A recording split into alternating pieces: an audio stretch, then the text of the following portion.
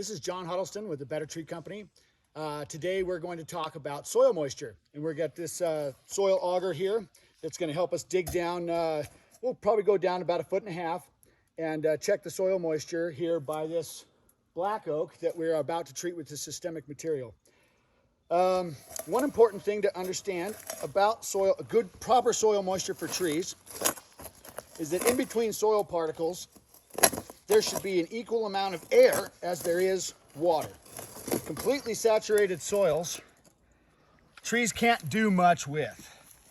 So you don't want to, when you're checking soil moisture, you don't want to actually see wet soil. It shouldn't look soaking wet like it had just been hit with a hose or something. So we'll go down. Oh, got some rocky soil here. We may have to take another stab at this in another spot. Haven't gone down too deep there. So it is early June right now, and we haven't had any rainfall for about a month, but the soil moisture near the top of the soil is just perfect. What you want to see when you're doing your little soil moisture test, you want to grab a handful of soil and give it a squeeze. If it breaks into, that's a little dry actually.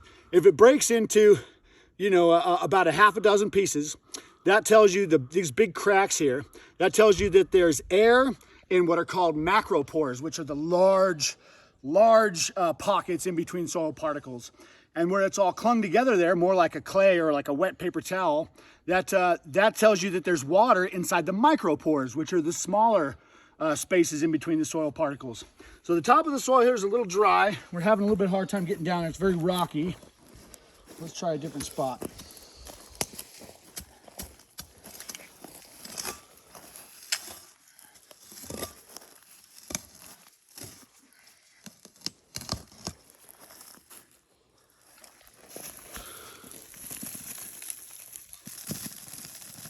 There's not a whole lot of mulch here. You can see that it's just really a light dusting of pine needles on top of the soil that's offering it protection from being dried out by the sun.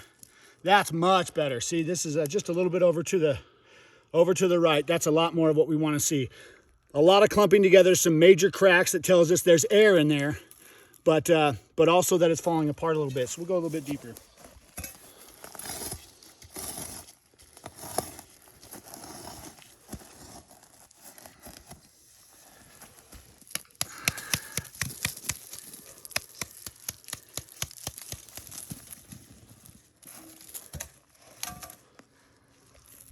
Now we're actually getting a little bit too wet. You see how that's just one big clump there?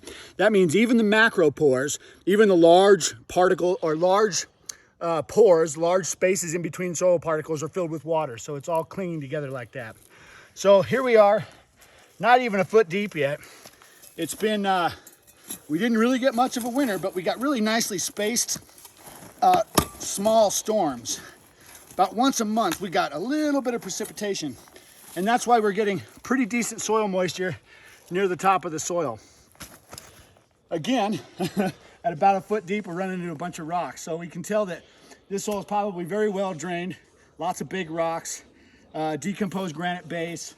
You would expect the average homeowner would expect the soil to be very, very dry, and that they'd have to irrigate their trees or have been irrigating their trees almost like most people do, like with a lawn.